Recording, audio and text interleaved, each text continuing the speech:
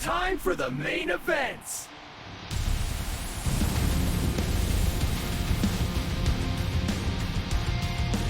Hey guys, welcome back to the channel. If you like the content, hit the subscribe button, leave a like down below. 2K was gracious enough to have a mega ton of news come out for MyRise. They had a little article yesterday, and I made a video on that. Mr. Dubs, I believe, made a video on that yesterday. And, well, we got a ton of new information. So those two videos are pretty much null and void. So we're here to talk about today, to give our thoughts on it. First, Mr. Dubs, how are you feeling this morning? Oh, so amazing. I couldn't be happier that 2K decided to drop a 20-minute trailer on us less than 3 hours after I went to bed from editing my video last night. It's just so generous of them to keep throwing these things at us bright and early in the morning. Right. Thanks, 2K. Luckily, I was off today, so I was like, oh, cool, I can actually cover it. We wanted to collab with Mr. Dubs, and we were going to do something totally different, but hey, the universe provides, right? Sometimes not when you're ready for it. Anyway, so we're going to go over the news, give our 2 cents worth, and then go from there. So this year, they've separated the storylines into two different ones, so male and female, just like before, was it 2K25 and all that kind of stuff. I kind of really liked last year's mixed storyline because you got to use and see both your characters interact with each other. I thought that was a really cool dynamic. But I understand there's more opportunities, there's better stories they can tell if they split it up, but it would be cool if there's a way for, let's say you beat both modes where they kind of meet each other somewhere, or somewhere within the mode. If you have a save file of the male playthrough and a save file of the female playthrough, it'd be cool if they kind of met eventually, but who knows how that'll work. New Game Plus. Maybe that's part of a feature that they haven't revealed yet. There is a 23-minute gameplay trailer of it with commentary over on the IGN FanFest thing or whatever the heck it's called. But anyway, we're here to talk about what they've pretty much broken down. So the first thing we're going to start off with is MyRise live event system now has a new structure called Rise Matches. So the MyRise live event system in 2K25, which you did on like a side thing, it was like a bonus thing. And what it did is it had all these stars progression systems like level 10, 20, 30, for kind of like a battle pass. And every time you got to those 10 stars, you would unlock a new character, a persona card, probably an arena, a new character creation parts. There are separate things you unlock for playing the MyRise mode, like the story stuff, and then there's the live event section that has all this other stuff that's separate that you unlock. I don't know. I don't remember playing a lot of live event matches, but I definitely played through the career several times. But what I'm excited about for this year's career mode is that apparently we're not going to have to play through the X, Y, and Z like 5 times to get specific rewards, at least from what they've told us. And with the new Game Plus and everything, it's going to be much more of a less forced replayability to the career and more of a like you're doing it for fun because you want to, and it's got different different Easter eggs that you'll unlock for playing the new Game Plus, where you'll have certain match types and characters and cutscenes that wouldn't have happened if you weren't in the new Game Plus, and some of them come up randomly. I was hypothesizing that maybe some of it might have depended on, say, the Ringside Pass. So, say for example, if you had $1 Million Man, Ted DiBiase, was locked behind the Ringside Pass, but he was tier 5, out of the 100 and whatever, 120 rewards. He was number 5 or number 6 or something in your rewards pass. So you just had to play a few matches to unlock him. But once you finished MyRise, if you've unlocked him in your Ringside Pass, he'll show up as a random dream match in your career. Whereas if you don't unlock them, you don't get that. If you don't go to the Ringside Pass to actively just hit unlock or whatever, you don't actually play them until that's done. And I was just thinking that would be an interesting way to integrate the Ringside Pass into the career mode, where you'll have these branching or hidden match types and dream matches in it. But you have to have achieved that level of the Ringside Pass, if that makes sense. Do you know what I mean? So you're getting hidden stuff, but it also ties into the other. So you're like, oh, well, I just unlocked this version of The Rock, or this version of Terry Funk, or whatever it is in the Ringside Pass, and it's now he just showed up in my MyRise. That's awesome.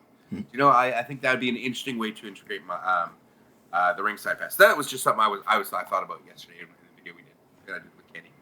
That'd be pretty cool, actually. Yeah, maybe that is a thing. Maybe I have a feeling that the Ringside Pass is going to have special unlocked DLC for all modes to try to incentivize people to, like, oh, I unlocked this thing for this other mode. I'm going to go check out what I unlocked for this mode. It's like a little sneaky way to get you to play every single thing, to get you into a mode that you might not touch. Like for me, I don't touch my faction.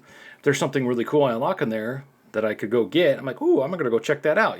Stuff like that. Like, what if the Ringside Pass has Creation Suite characters that you can add to, or Creation Suite cards that you can add to my faction? I'm like, oh, cool, I can go play as my characters in my faction. That's a genius way to get people to play every single mode that they normally wouldn't play. So, yeah. Well, Season 1, from what we understand, like all the characters that you would normally use the accelerator to unlock, so whatever hidden characters and belts and stuff like that were locked behind that, from what I understand, they're all being locked to Season 1 of the Ringside Pass this year. Okay. So it would be like those characters that you would normally just use the accelerator to unlock. Once you unlock them through the Ringside Pass, they could pop up into the story in MyRise. That was just an idea, but I just know that in all the characters that would normally be there to unlock with the accelerator are in the Ringside Pass for Season 1, is from what I understand. Okay. Cool. And the storylines, for the male storyline, it's going to have Braun Breaker as your main villain. And for the female storyline, it's going to have Jordynne Grace as your main villain. And her model looks freaking fantastic. Like, holy crap, it's one of the best looking models I've seen so far. I don't know if you've seen it yet, but that's really cool.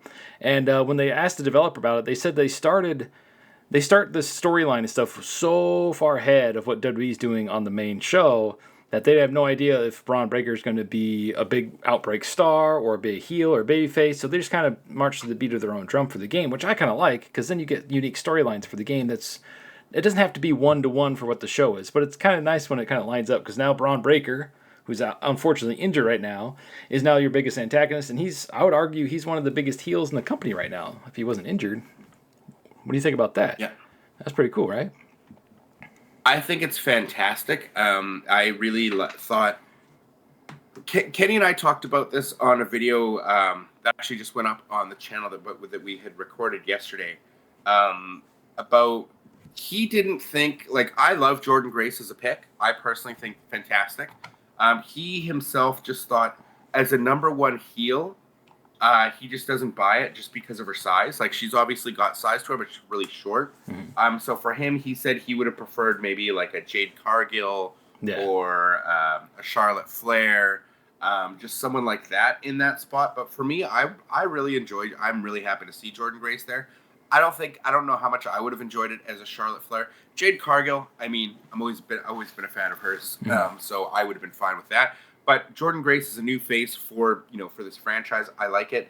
Same with Braun Breaker being in that in the heel role for the men's side. I really like that. Oba Femi is like an up and comer and everything, and we see all the future in him. But last year the writing was all over Braun Breaker, right? And everybody thought he might even be main eventing WrestleMania this year, right? So in their crystal ball that they have to do a year ahead of time, it makes sense. They even said in their little interview that they had paired Braun Breaker with Paul Heyman before they were paired together on TV, right? Yeah. So I thought that was really neat. Is that what I mean? They are forward looking and everything, and so I'm thrilled that we got Jordynne Grace and Braun Breaker. I mean, totally makes sense to me, and he's a great heel. I'm sure next year, like what we're seeing now, I'm sure like Oba Femi will probably play a big part in the MyRise. Yeah. Probably more likely on the babyface side. I don't know. Like, I haven't followed him in NXT. Did he play a heel in NXT, or has he been a babyface the whole time? I think he's mostly just been like the monster role where he just beats up whoever's in front of him. Has he been a monster heel at all? I think he's been a babyface for most of the time, because I don't really watch NXT either. So. Okay, because I was just curious if he's ever played that, like the Brock Lesnar role. It's like when Brock Lesnar was the next big thing. I see Oba as the next big thing. So to me, I would like to see him get like a similar build to the way Brock did in like 02, 03. And I think that would be an interesting thing to have, that kind of monster, if you were going to have him a heel or whatever, having him terrorizing you in your MyRise for next That'd be cool. Just, you know what I mean? Yep. Like if they're forward looking, because I don't know if he's had heel work in NXT for them to go off of for that. If they would see him as a heel to put him in that role. But I would just personally love to play through MyRise, where it's just like you've got this like Brock Lesnar figure, but in Oba Femi, who I don't know how tall Oba is, but he looks bigger than Brock. Yeah, like his size wise too. So like that is a terrifying figure to have like destroying you. Like remember when he was like beating up the Hardy Boys as if they were jobbers in like handicap matches 1-on-2, and like just seeing Oba like do that where like you maybe the cutscene is of him beating up two like U.S. title level kind of guys, or like the tag team champions like in real life, whoever it might be at the time, and then. Like, if he's just beating up the New Day, I guess I wouldn't want to go with heels. You'd have to pick baby faces. But you know what I mean? Like, if he was just doing that in a cutscene, and then it's just like, you're next, and he's calling you out or something, I think that would be fun. So, but I'm eager to see what they've done with the story mode with both Jordan Grace and Braun Breaker. It sounds like this could be the best MyRise of all time. But did you watch that full 20-minute trailer, or that IGN did? I did, yeah. So is there going to be a lot of you on your phone again and dealing with DMs and Twitter and that nonsense again? Sadly, yes, there is no free roam, and it's exactly the same setup. That was the first. I even made a tweet about that. I'm like, come on, man, why can't we walk around? I know they want to keep the island, like, make that look like it's the mode where you can free roam, but they could do both, because you're not walking around a huge open area. I just want to walk around in the back. Yeah. Like, I want to walk up to Nick Aldis. I want to walk up to the other GM. I just want to walk up to somebody. Or, oh, look, there's a collectible. There's a magazine. You get collectibles. There's so many things you could do with a free roaming or just a walkabout. And you can have a time limit on there if you were afraid of the player spending too much time. Because I think one of the old SmackDown games had a timer on it. If they want you to get through the story mode fast enough, and that would just be so cool, and it would feel like the mode is like evolving over time. I mean, we dropped last gen. One of the first things I thought of, I was like, oh, cool, MyRise might be free roam, but I have a feeling why they won't put it in there is because they want the island mode to look like, okay, that's the free roam mode. Like, they don't want to steal anything from the island, because if you can free roam in MyRise, why would you go play the island? Well, obviously, if they're totally different things. Story. Yeah, exactly. So it would work just both ways. It kills me. This is my biggest pet peeve with MyRise, is the stupid menu-based system. I can't stand it. It's just like, okay, menu, match, menu, match, menu, match. I mean, the story itself is good, but let me walk around. It doesn't have to be every section. Just let me walk around like something. Just give me something. That's all I'm asking. So, unfortunately, to answer your question, it is still you on your phone, sending DMs, reacting to stuff, extra matches. Yeah. That's a huge bummer. Oh, that really sucks. Yeah, that is a huge bummer.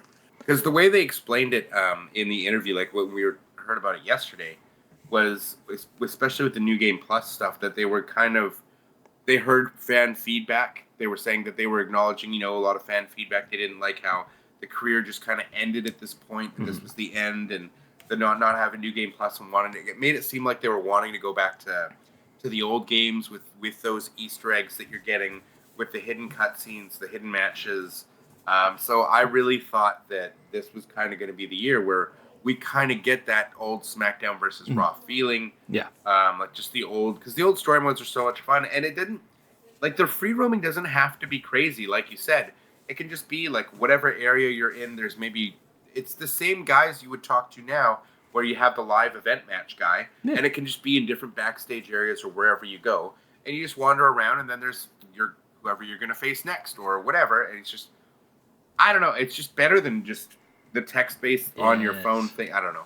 I've never really dug the way they did it in MyRise, so, oh well, that's a shame. Maybe in the future, but either way, otherwise the story does sound very cool, though. Yeah, that story sounds awesome. In fact, let's go through the synopsis here over on the Ringside Report. It says, as Paul Heyman explains in the video, the little short video they have on Ringside Pass, your created superstar returns to WWE after 2 years to reclaim their place at the top of the card. However, that comeback doesn't start smoothly, and they spell it smoothly wrong, which is hilarious. Early on, you suffer a major setback against Paul Heyman's reigning champion, Braun Breaker or Jordan Grace. I think it's awesome Jordan Grace is the champion in the mode. That's cool, because she's definitely a future world champion. From either the men's or women's division, forcing you to reassess your approach. From there, the story branches, allowing players to decide how their superstar climbs back up the ladder. It says you can choose to take the traditional route and earn opportunities the right way, or cut corners and take more ruthless approach. And they showed this a little bit in the IGN thing, which was really funny because you're just a complete dick, and it's absolutely hilarious, to fast track your return. It says these fan favorite and rule breaker decision points throughout the mode will determine how the story progresses, as well as influencing rivalries, match opportunities, and how the WWE universe reacts to your character. So yeah, in the IGN thing, I know you haven't had a chance to watch it yet as of the making of this video because we just started right away. They showed like he did a press conference thing after a match. They get pissed and they smash the mic away, and then they go to like they have their own wrestling school in the career mode, which is really cool because you're like this wrestler who has made it and he has his own school and everything, and you just go in there and they're just dicks to their trainees and everything, and it's hilarious. Like, wow, what a jackass. So when you watch it, you're gonna laugh your butt off because it's like, dude, I want to be a complete dick through the whole mode. That just sounds like a blast. It's always more fun to be a heel. I like it when they take it like the ultimate extreme. Like, nobody's that big of a douchebag, but I like how they have that option. I'm curious how the good option looks, air quote, the right way. So what do you make of that? Do you like the option to have just be a complete dick? And they said you can go back and forth. You're not locked into one or the other. It says through major points you can go back and forth. So you can be a little bit of a nice guy or a little bit of a D-bag. What do you make of that? I mean, I like the options. I just wish the branching path options were far more unique, because the way they did it last year anyways was when you would have the exact same beginning and the exact same end, regardless of what you did in the middle, and the branching paths only changed what happened in the middle. Whereas even if you go back as far as like No Mercy, you go back 26 years, the different things you did would lead to a completely different story. Whereas if you pick the world title route and the first match is the Royal Rumble, and how you proceed in that Royal Rumble decides the path you go on. If you beat all 29 other guys and win the Rumble, you go on to WrestleMania and you have path A. If you get eliminated, like say towards the end of the match, then you have another path. But I think if you were, not 100% on this, but from what I remember, if you got eliminated like super early, there was also a separate path, like a third path based on how you performed in that Royal Rumble, and all the paths would completely branch separately. And they didn't just have it wasn't just like a middle thing and then you'd all come back at the end. It all resulted in completely different paths that happened, that it really gave you a reason to do different things in that story, because different paths would set you on different courses and there would be different branches. And then throughout those paths, they would have you're 10, 15 matches into this side of the path. You now have another branching option. So you could go back down that path and see what the other path led you to. Mm-hmm. But at the very beginning, you'd have this branch, and they wouldn't come back together, right? Like it wouldn't just be like you're guaranteed every time you play this, you're playing the same beginning, mm-hmm. and then you play the same end. It was a branching path meant you branched off into a completely different path, yeah. And I like that. I think it was awesome because it gave you a reason to work really hard to try and win that Rumble. And if you didn't, it's okay. You'd go on this path this time. But then the next time, you'd work really hard. And if you won that Rumble, you're like, okay, I got this path. Yeah. And then you would be able to be like, okay, I want to get eliminated right away to see what this other path is. And I just think it's missed opportunities that they don't do that kind of stuff more. I like the choices. And yeah, you can pick heel, you can pick babyface. But what is it going to affect things overall? And the way it sucked last year was if you had to pick heel, neutral, funny. Or like heel, babyface, yeah. or neutral. 2K25, you had to pick, out of the three things. And if you didn't pick a different one from where you picked the last time at this exact point in time in the career, and you hadn't picked enough of the heel or the face prior, then you just wouldn't get the path that you needed for your rewards tier. And I hope it's not like that where, again, we're going to have rewards tiers tied to you have to make this choice, because you should be able to do whatever you want. Because for me, every time I played it, I don't know how you guys might have played it. Leave your feedback in the comments section below. Let us know. But for me, I had to make sure make sure I got my rewards. One playthrough, I did everything 100% babyface. Another playthrough, 100% neutral. They're funny guy or whatever. And the third one, 100% heel to ensure that I got each of the paths proper. I couldn't risk not getting that rewards and wasting that time. So I never really just got the freedom of making a choice. It was just like, I have to do this one because I've already done these two. So I have no choice here.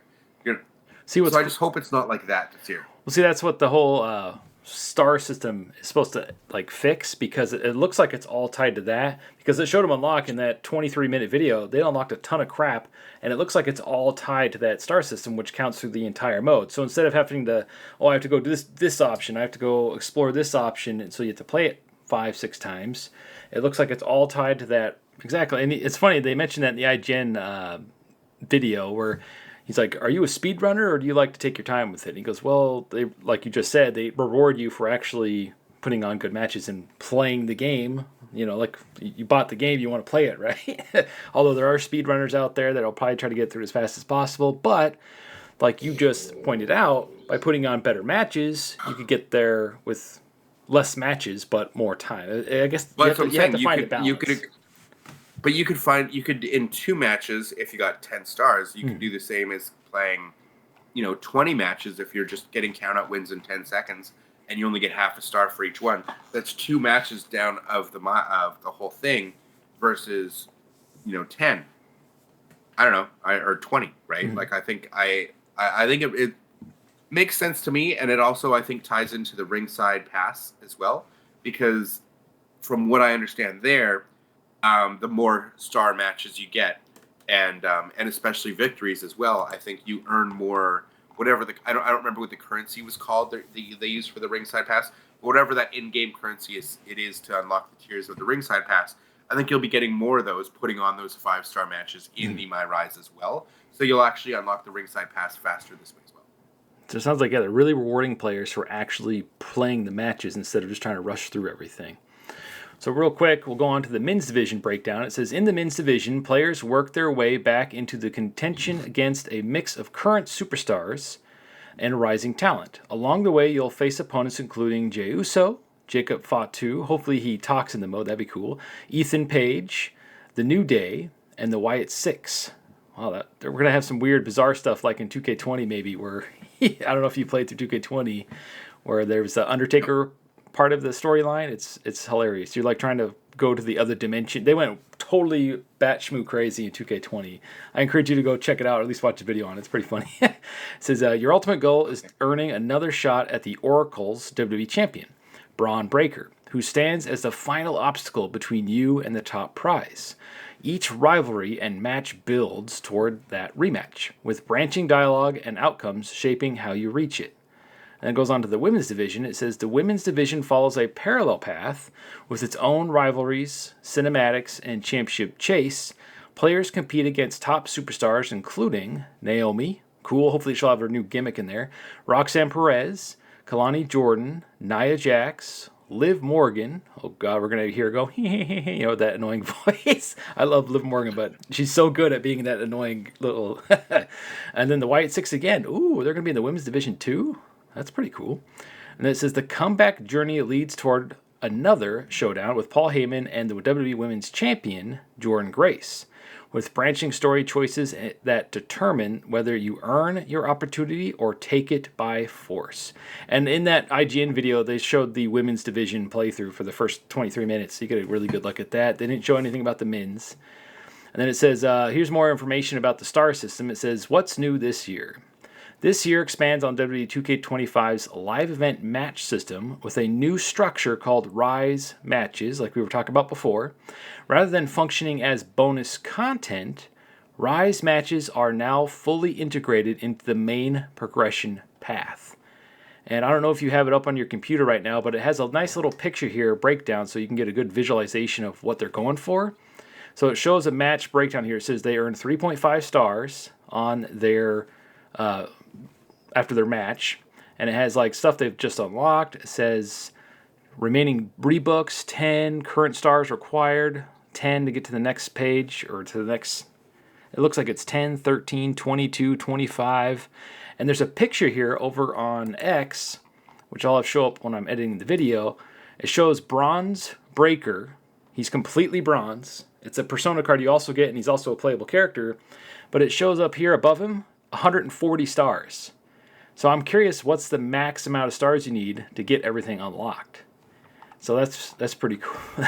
I like that kind of stuff. That's really cool. Let's continue reading here. It says, completing Rise matches will advance the archetype's career and provide rewards, with performance tracked through match star ratings. Throughout the comeback, players will also participate in WWE press conferences. I mentioned that earlier. These put the archetype on the hot seat while giving users the chance to comment on their biggest matches and rivalries via the player choice. Additionally, the comeback doesn't end after winning the title. One major final decision will set the course for the archetype's title reign. Defend the championship, or if you lose, continue to compete in Rise matches to attempt to regain the title. Rewards. Players will continue to be able to unlock content as progress is made throughout the comeback and by completing Rise matches. This year's men's and women's division storylines feature distinct rewards, so we definitely recommend playing through both. Reward types include arenas. I hate it when they lock arenas to any mode. Championships, create a superstar parts, playable characters, weapons. Oh, cool, there's going to be weapons to unlock. Paybacks, my faction content. Boo. Nobody, no offense, but check out the sneak peek of what you'll be able to earn. It shows a Ring of Honor CM Punk. How do you feel about them locking creation parts to do it? I freaking hate that. I hate when they lock creation parts at all because I just want to go in there, have access to all the parts. Let me create whatever. You can lock wrestlers, you can lock arenas, championships. I don't care about that. Attires. But when it comes to attires are creation parts. But when it comes to like creation parts, especially original creation parts that aren't tied to a wrestler, that annoys the crap out of me. Just give me the parts so I can start making my stuff and go play the modes.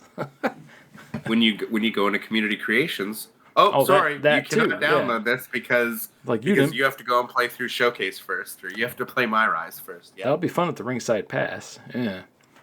So some of the unlocks are the Burnt Fiend, where he's burnt to a crisp. Bronze Breaker, which looks hilarious. There's probably going to be a lot more of those. Polka Dot Dusty Rhodes, and his character model looks freaking amazing. Like it's the best Dusty Rhodes has ever looked. And then Ring of Honor CM Punk, and they showed like 3 other CM Punks too, that really fast during the thing there.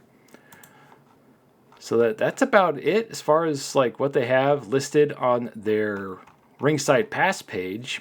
So what are your closing thoughts on MyRise mode this year?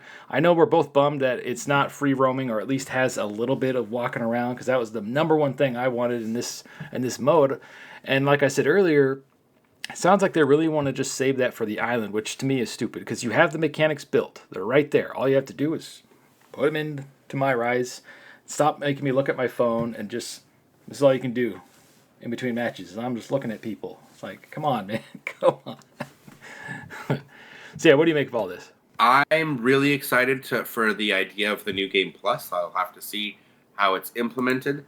I just like the fact that it's not like you hit story beat Z and now it's over, and then you can start over with a new character. I like being able to continue after you win the title. You can lose the title, you can go in and have to climb back up the ladder, and you're going to have different opponents, different cutscenes. I don't know how much extensive different storylines you're going to go after that, but I like that there's more to do in there than like just the live event matches. Do you know what I mean? It's not just random live event matches. It's actually continuing the story some way. So that to me is what I've wanted for that for a long time, because that's akin back to like the old SVR games. But yeah, biggest disappointment is the fact that we're on our phone again and we're staring and doing the DMs and that crap and managing your social media. I've never ever liked that. So I hope they take feedback of that and slowly move away from that and do get back into more of a free roam aspect. Because I think that's really, at this point, again, we have to wait till we get it in our hands. Yeah. But from what we're seeing, that seems like that's really the only thing that's missing now, because the rest of the storyline itself seems really good. Like this year, the storyline sounds actually fun. They got a lot of voiceover, all that kind of stuff. You've got lots of cutscenes. And this year sounds like it'll be even better. So hopefully, fingers crossed, They've learned from feedback. And 2K, if you're listening, please get rid of the phones. Yes. We don't want to be on our phones managing social media. Yes. Let us just roam around. Even if it's a small area to roam around it, we don't care. That's better than the DMs and managing our... Just get rid of that. Yeah. Get rid of it. We don't like it. Yeah, just let us walk around. Otherwise... remove the phone completely. Just let us walk around. We don't even need the phone. We don't even need the phone. You could have the thing pop up above your head as you're walking around, like bloop, bloop, and then you could pause and look at it that way. But no, it should not be the only, like, I'm on my phone. That's stupid to me. All right. Thank you, Mr. Dubs, for joining me. Tell everybody where they can find you. You can find me over at Mr. Dubs on YouTube and at Mr. Dubs86 on Twitter/X. As always, thank you for joining us. I'll see you guys next time. Stay frosty.